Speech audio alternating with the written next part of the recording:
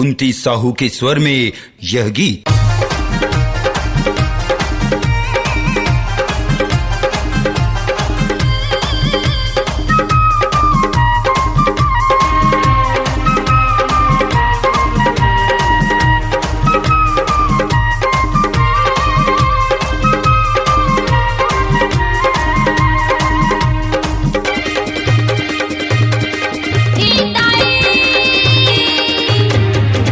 तुरा मन मारत है, तुरा